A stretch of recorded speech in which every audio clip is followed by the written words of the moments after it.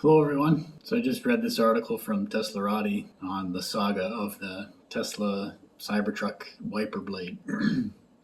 So, for those who don't know, the Cybertruck windshield wiper blade has been a bit of a story that people have been following.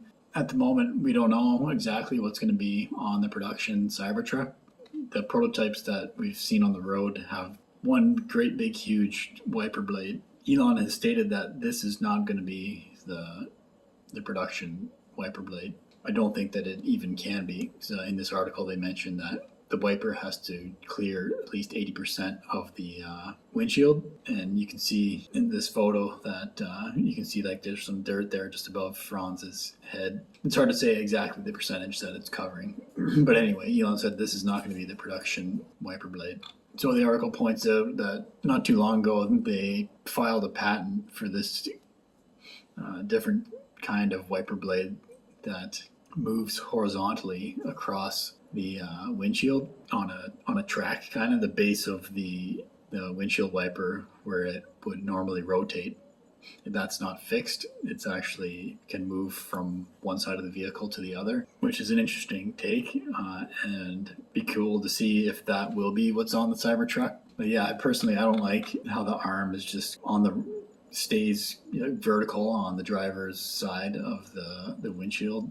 So this patent, I think Elon mentioned that it could tuck away, and yeah, as long as it can tuck away nicely, preferably down below like the hood, or if it has a nice smooth profile or has like a spot it can tuck into, I think that'd be ideal for me. We're getting close to production. A lot of speculation going on lately. They're kind of comparing it to the Rivian, where it's like this, it's for a surfer guy or somebody who wants to look different, and they're kind of suggesting it's not going to do the work of a normal truck. Well, I don't agree with that. Like it's a truck and it's made of stainless steel. You can hit it with a sledgehammer. It's not going to dent. It's got all the things you want for a job site. You got the 120 volt outlet and a 240 volt outlet, so you can power all your power tools. A ramp to go in the bed, so you can put drive your four-wheeler up there or a snowmobile, what have you. Yeah, I don't think it's going to be a niche. I guess it does depend on the pricing. If it's super expensive, yeah, it'll be a niche product because only very wealthy people will be able to afford it. But if it comes out at a price that many people, or just a price like the average price of a truck, which Elon has said that's his goal, he wants it to be around the cost of a Ford F-150, then I don't think this is going to be a niche product. It'll be a mass-produced product, and eventually it'll be all over the roads. But I can see how, somebody would think that Tesla still has that image of being a luxury car maker, and then the looks of the Cybertruck is out there. I can see why they would think that, but I disagree. As long as the pricing is going to be reasonable, which I think it will. Like that's Tesla's goal with the reason it looks like it does is because they're trying to make it affordable. They're using this stainless steel material that they're just going to bend on the straight lines. So they eliminate the stamping section of the factory, so you can make a smaller factory. And then they're not going to paint it, so you don't need a paint shop in the factory. This is going to save time for the production of the vehicle, and which is going to lead to a more affordable truck. I think at least the base model, which won't come right away, they'll start producing the expensive ones first, but eventually they'll get to the more affordable versions of the truck, and I believe they'll pump those ones out on a pretty massive scale. But yeah, at first when the first ones hit the streets, they're going to turn a lot of heads, and I would say, yeah, probably more younger people you would see in it initially, but eventually it'll be a mass market product, and yeah, I'm excited to see it.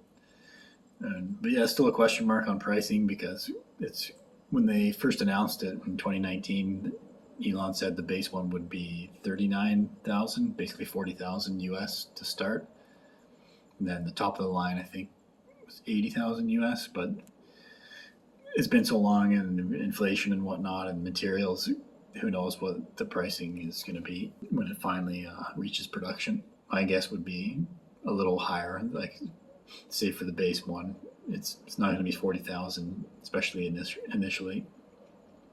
It's hard to say though, actually, because they're going to, like I said, the more expensive one will come out first. That one might start out a little higher, and then they can refine the manufacturing, work out all the kinks, and get the production costs down as they smooth out that process. So who knows? Maybe by the time they start producing the cheaper model, maybe it will be 40,000 US. Especially if the US incentive is still there. Well, it could be down to 40,000 if you qualify for the $7,500 US electric vehicle incentive. So yeah, I'm excited, as I said, to see the Cybertruck. I have a reservation on one.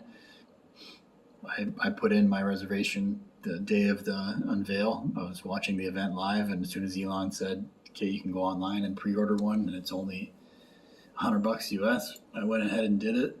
But mine's a Canadian order, so I think it's going to be a while before we see them in Canada, because I've watched the rollout of the Model 3 and the Model X and the Model Y.